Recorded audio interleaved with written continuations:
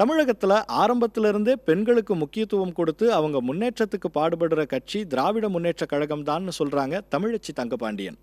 சமீபத்தில் அந்த கட்சி மேடையில் அவங்க பேசினதிலிருந்து ஒரு பகுதியை இப்ப கேட்கலாம்.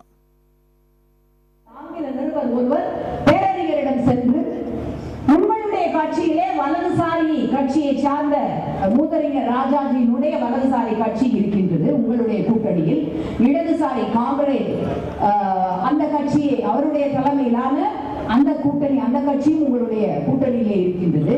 உங்களுடைய கட்சியை நீங்கள் எப்படி வர்ணிப்பீர்கள்? வலதுசாரி கட்சி என்றா அல்லது இடதுசாரி கட்சி என்றா? பேரறிஞர் பதில் சொன்னாராம் ஆங்கிலத்திலே. அது ஆங்கில பத்திரிகைக்கான ஒரு பேட்டி என்பதால், I don't believe in calling the parties as rightist party or leftist party.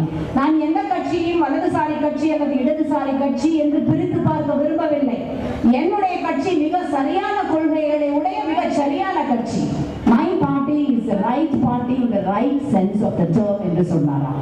அன்றைக்கு அவர் சொன்ன வார்த்தை தான் இன்று வரை முத்தமிழறிஞர் தலைமையிலும் இனிமேல் நம்முடைய அன்பான தளபதி அவர்கள் தலைமையிலும் இயங்க போகின்ற நம்முடைய கட்சிக்கான செயல் திட்டமும் உத்திரையும் ஆகும்.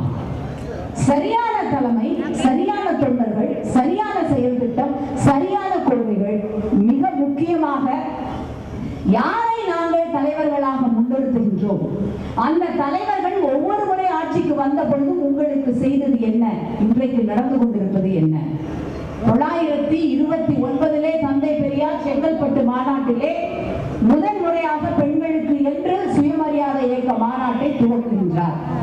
தந்தை பெரியார் அன்றைக்கு அந்த அடி எடுத்து வைத்து அதற்கான விஷயங்களை விதையாக தூவி இருக்கவில்லை என்றால், சகோதரிகளே, உங்களுக்கு அந்த நாற்காலியும் இன்றைக்கு எனக்கு இந்த மேடையும் கிடைத்திருக்காங்க. 29 பெண்களுக்காக தந்தை பெரியார் போட்ட தீர்மானங்கள் 22. அதிலே மிக முக்கியமானது பெண்களுக்கு சொத்துரிமை வேண்டும் என்பது.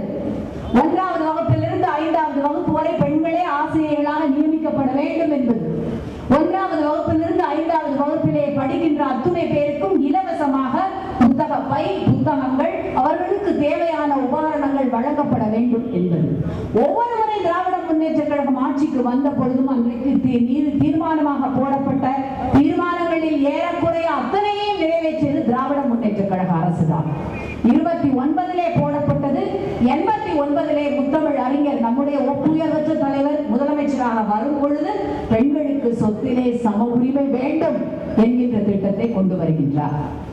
அடுத்த கட்டமாக பெண்களுடைய இந்த உரிமை சார்ந்த விஷயத்தை தான் துணை முதலமைச்சராக இருந்த அந்த காலகட்டத்திலே ஒரு புலிப்பாய்ச்சலோடு தமிழகம் எங்கும் எடுத்து சென்றவர் நம்முடைய பாசமிகு அண்ணன் தளபதி அவர்கள். சுய உதவி மகளிர் குழுக்கள் என்கின்ற அந்த குழுக்களை நிறுவி இந்தியாவிலேயே தாங்கள் வாங்கிய கடனை ஒழுங்காக வங்கிக்கு செலுத்திய சுய உதவி குழுக்கள் தமிழ்நாட்டிலே இருந்த சுய உதவி குழுக்கள் தான் என்கின்ற பெருமையையும் கொண்டு வந்து பெண்களுக்கான ஒரு பொருளாதார முன்னேற்றத்தை அடுத்த கட்டத்திற்கு எடுத்து சென்றவர் முத்தமிழ் அறிஞர். முதல் படி என்றால் அடுத்தபடியாக நம்முடைய அன்பிற்குரிய பாசத்திற்குரிய தளபதி.